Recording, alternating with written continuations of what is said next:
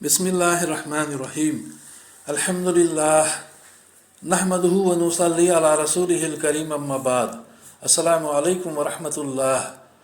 मेरे मोहतरम बुज़ुर्गों, दोस्तों, अज़ीज़ साथियों व मुअज़्ज़ज़ ख़वातीन, आइए नमाज़ों के छोड़ने पर वईदों से मुतालिक़ अहादीस का मुताला करें इंशाअल्लाह। दुरूद शरीफ पढ़ लीजिए। अल्लाहुम्मा सल्लि अला मुहम्मदिन नबील उम्मी व अला आलिहि व सल्लिम तस्लीमन कसीरन कसीरा। हदीस नंबर 4। हुज़ूर अक़दस सल्लल्लाहु अलैहि वसल्लम का इरशाद है कि जिस शख्स की एक नमाज भी फ़ौत हो गई वो ऐसा है गोया उसके घर के लोग और माल व दौलत सब छीन लिया गया हो। फ़ायदा: नमाज का ज़ाया करना अक्सर यह बाल बच्चों की वजह से होता है कि उनकी खैर व ख़बर में मशगूल रहे या माल व दौलत कमाने के लालच में ज़ाया की जाती है। हुज़ूर अक़दस सल्लल्लाहु अलैहि वसल्लम का इरशाद है कि नमाज का ज़ाया करना अंजाम के एतबार से ऐसा ही है गोया बाल बच्चे और माल व दौलत सब ही छीन लिया गया और अकेला खड़ा रह गया।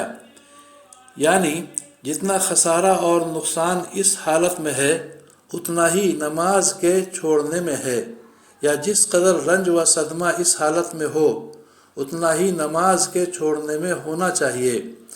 अगर किसी शख्स से कोई मोतबर आदमी ये कह दे और उसे यकीन आ जाए कि फ़ला रास्ता लुटता है और जो रात को उस रास्ता से जाता है तो डाकू उसको कत्ल कर देते हैं और माल छीन लेते हैं, तो कौन बहादुर है कि उस रास्ता से रात को चले। रात को तो दरकिनार, दिन को भी मुश्किल से उस रास्ते को चलेगा। मगर अल्लाह के सच्चे रसूल सल्लल्लाहु अलैहि वसल्लम का ये पाक इरशाद एक दो नहीं कई हदीसों में वारिद हुआ है और हम मुसलमान हुजूर सल्लल्लाहु अलैहि वसल्लम के सच्चे होने का दावा भी झूठी ज़बानों से करते हैं। मगर इस पाक इरशाद का हम पर क्या असर है हर शख्स को मालूम है। हदीस नंबर 5।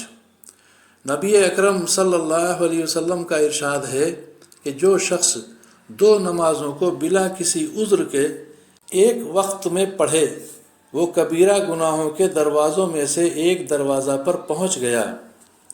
फ़ायदा: हज़रत अली करमल्लाहु वजहू फरमाते हैं कि हुज़ूर सल्लल्लाहु अलैहि वसल्लम ने इरशाद फरमाया कि 3 चीज़ों में ताख़ीर न कर।